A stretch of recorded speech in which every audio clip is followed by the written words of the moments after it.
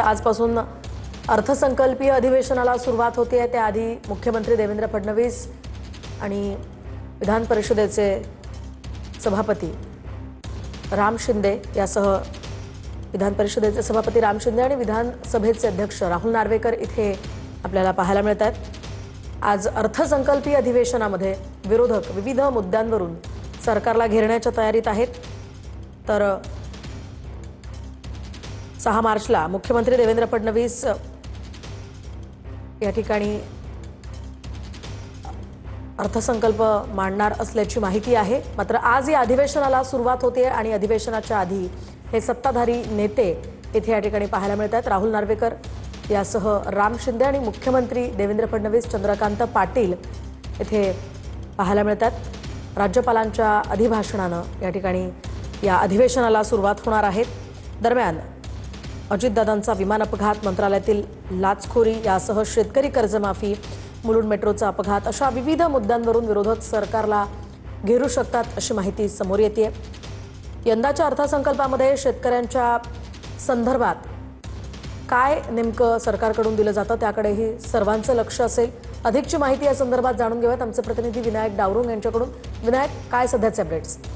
वर्षाचं सुरुवातीचं जे अधिवेशन असतं अर्थसंकल्पीय अधिवेशन, यावेळीची सुरुवात जी आहे अधिवेशनाची राज्यपालांच्या अभिभाषणानं होत असते। थोड्याच वेळात राज्यपालांचं अभिभाषण जे आहे ते विधान भवनाच्या मध्यवर्ती सभागृहात होणार आहे। मुख्यमंत्री आणि या ठिकाणी आपण पाहतो की राज्यपालांना रिसिव्ह अगदी नक्कीच विनायक, या संदर्भातले अपडेट्स तुमच्याकडनं जाणून घेत राहणार आहोत। तुर्तास धन्यवाद दिलेल्या माहितीसाठी। तर राज्यपाल या ठिकाणी दाखल झालेले आहेत। त्यांचं स्वागत इथे विधान परिषदेचे सभापती आणि विधानसभेचे अध्यक्ष राहुल नार्वेकरांकडून केलं जात आहे। सध्याची थेट दृश्य आपण टीव्ही मराठीवर पाहतो। मुख्यमंत्री देवेंद्र फडणवीसांकडून सुद्धा राज्यपालांचं या ठिकाणी स्वागत केलं जात आहे।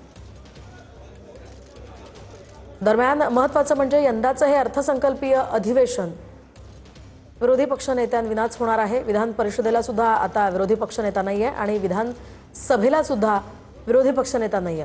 त्यामुळे विरोधकांकडून हाही मुद्दा या ठिकाणी आक्रमकरित्या मांडला जाऊ शकतो। मागच्या काही दिवसांपासून विरोधकांकडून विरोधी पक्ष नेत्यासाठी वारंवार मागणी केली जाते, पत्र दिले जात आहेत। मात्र या अधिवेशनामध्ये सुद्धा विरोधी पक्षनेता नाही। महत्त्वाचं म्हणजे अंबादास दानवे यांचा विरोधी पक्ष नेत्याचा कार्यकाळ संपल्यानंतर विधान परिषदेला सुद्धा आता विरोधी पक्षनेता नाहीये आणि सध्या इथे राज्यपाल यासह विधानसभेचे अध्यक्ष राहुल नार्वेकर, विधान परिषदेचे सभापती राम शिंदे, मुख्यमंत्री देवेंद्र फडणवीस उपस्थित आहेत।